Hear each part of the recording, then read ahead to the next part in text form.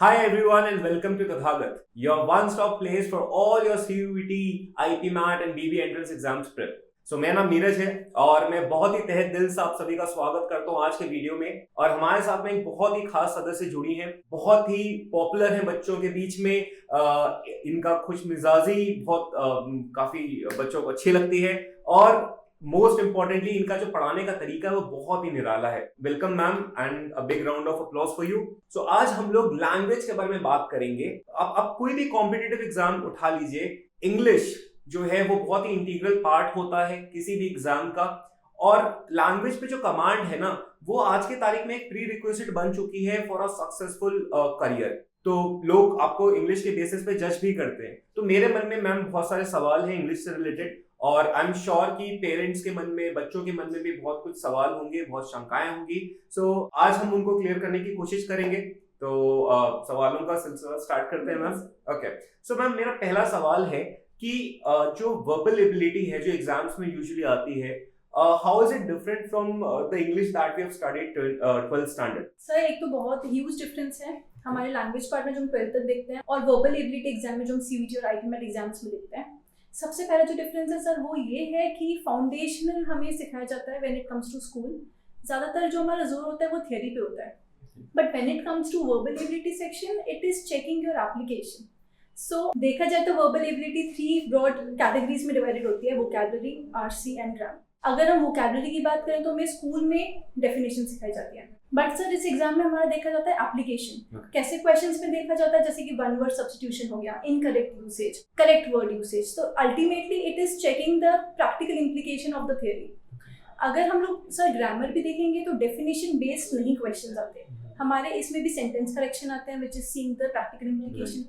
RCs की बात करें तो स्कूल में क्या होता है कि हमें फैक्चुअल रिकॉल पे ध्यान करते हैं, मतलब डायरेक्ट क्वेश्चंस आते हैं। अगर हम आरसीज की आईपीमैट या सीयूईटी जैसे एग्जाम्स में बात करते हैं तो इसमें they are trying to see whether you can understand the deeper meanings, author का intent, between the lines you have to understand, you have to draw inferences from it. So this is the difference between school का 12th का language part and verbal ability section.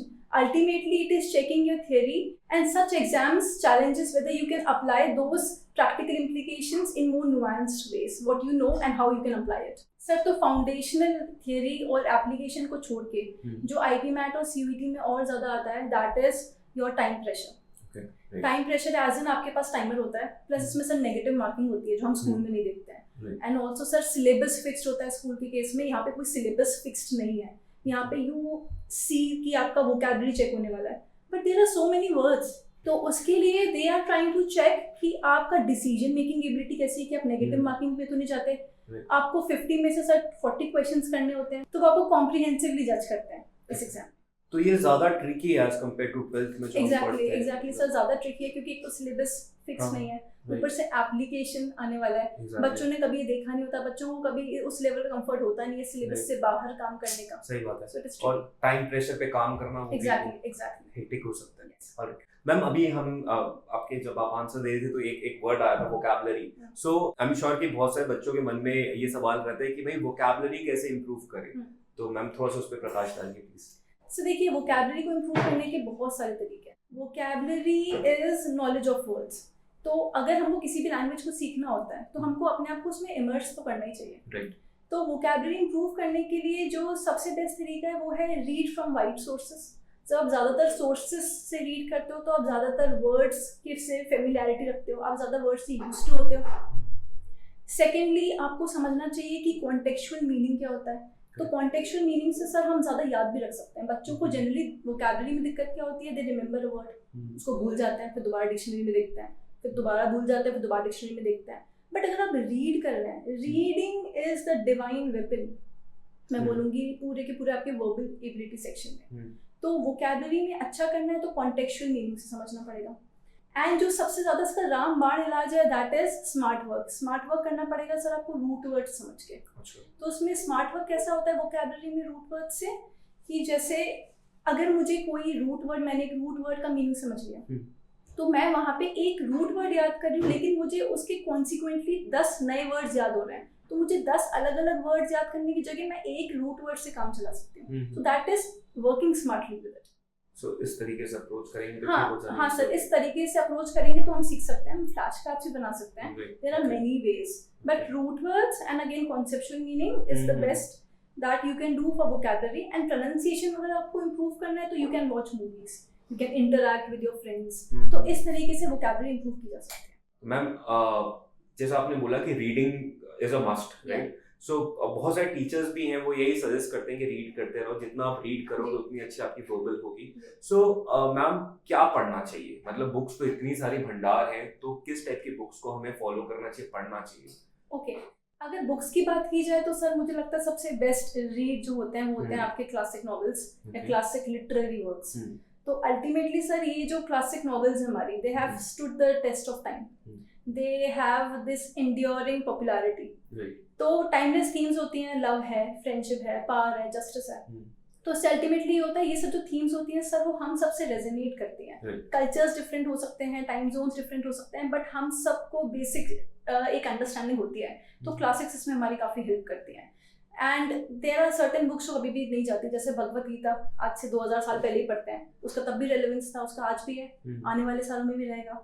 तो if you want to start reading तो ये best read होती है.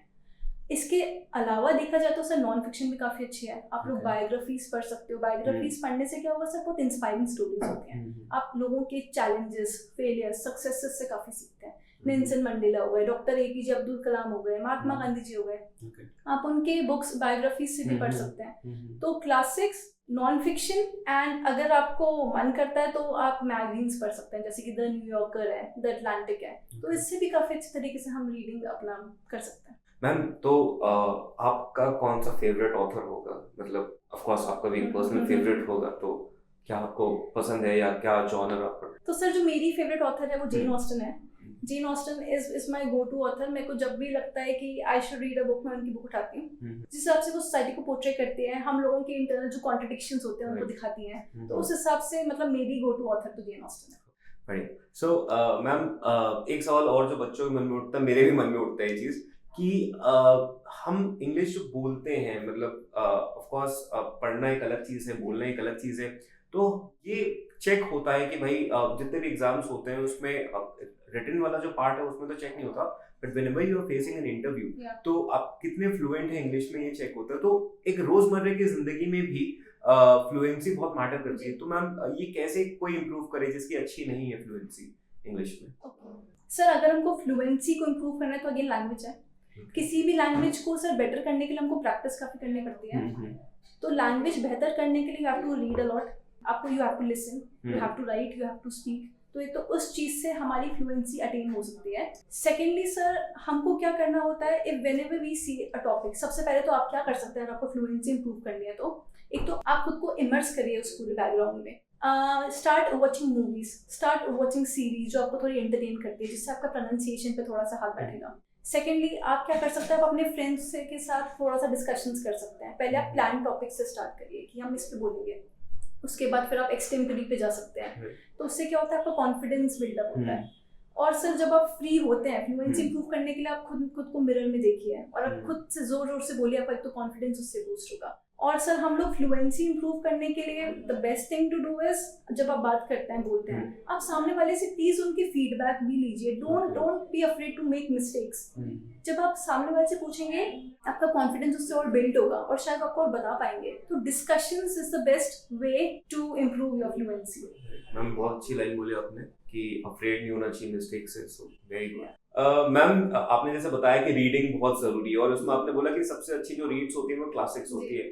लेकिन अगर किसी बंदे ने कभी कुछ नहीं पढ़ा है, मतलब रीडिंग में वो है ही नहीं, तो जब वो क्लासिक्स चालू करेगा तो वो डेफिनेटली वो काफी नींद आती है बच्चों को, तो वो सो जाते हैं, तो कंप्लीट नहीं कर पाते, उनको लगता है बड़ी बोरिंग है, तो क्या करना.